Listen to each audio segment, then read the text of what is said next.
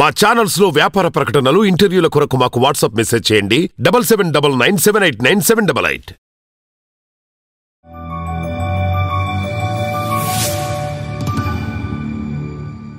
మంచి క్వశ్చన్ అండి. చాలామంది మా దగ్గరికి వస్తూ ఉంటారు. అంటే అనవసరంగా మా కన్సల్టేషన్ ఫీజు పే చేసుకొని మా దగ్గరికి వచ్చి ఇదే క్వశ్చన్ అడుగుతూ ఉంటారు.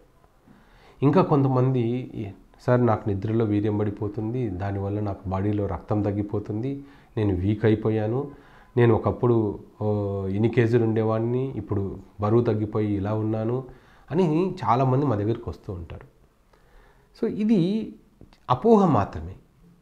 అసలు వీర్యం అనేది మనకు బాడీలో, అంటే మన నోట్లో లాలాజలం ఎలా అయితే, అంటే సెలవ ఎట్లయితే రోజు ఉత్పత్తి అవుతూనే ఉంటుందో, వీర్యం కూడా ప్రతిరోజు ఉత్పత్తి అవుతూనే ఉంటుంది. ప్రతిరోజు కొన్ని మిలియన్స్ ఆఫ్ స్పెర్మ్స్ అనేది ఉత్పత్తి అవుతూనే ఉంటాయి.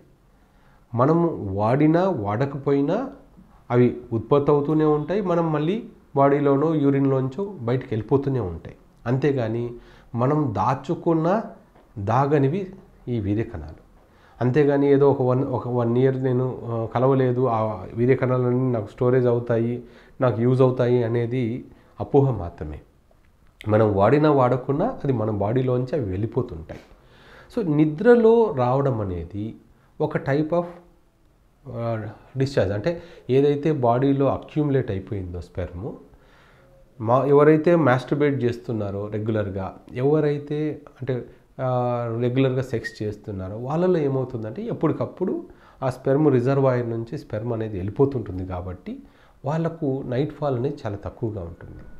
ఈ నైట్ ఫాల్ అంటే నిద్రలో వచ్చే స్ఖలనాన్ని నైట్ ఫాల్ అంటాం. ఈ నైట్ ఫాల్ అనేది ఎవరైతే అసలు మాస్టర్బేషనే చేయరో, ఎవరికైతే హార్మోన్స్ బాగుంటాయో వాళ్ళకు నైట్ నిద్రలో ఒక కళల రూపంలో కానీ, అంటే సెక్స్ గురించి కళలు రావడము, ఆ టైంలో స్పెర్మ్ రిలీజ్ అయిపోవడం అనేది చాలా కామన్ ఫినామినా. ఎందుకంటే బాడీలో ఉన్న స్పెర్మ్ బయటికి వెళ్ళడానికి ఇదొక మార్గం మాత్రమే.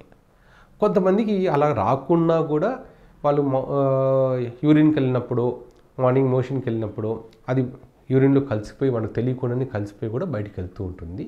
అంతేగాని ఇదేదో పెద్ద మేజర్ ప్రాబ్లము, దీనివల్లనే ప్రాబ్లం వచ్చేస్తుంది, అంటే బాడీ అంతా వీక్ అయిపోతుంది అనేది అపోహ. కానీ కొద్ది మందిలో ప్రాస్టేట్ గ్రంథిలో ఇన్ఫెక్షన్స్ ఉన్నా, సీమెన్లో కొంచెం ఇన్ఫెక్షన్స్ ఉన్నా స్పెర్మ్ రిలీజ్ అయినప్పుడు సడన్గా బాడీలో నొప్పులు రావడము, అంటే బ్యాక్ పెయిన్ రావడము, అలాంటి వాళ్ళకు అంటే స్పెర్మ్ రిలీజ్ అయినప్పుడు వీక్నెస్ అనిపించింది అంటే అది వేరే రీజన్ ఏదో ఉంది.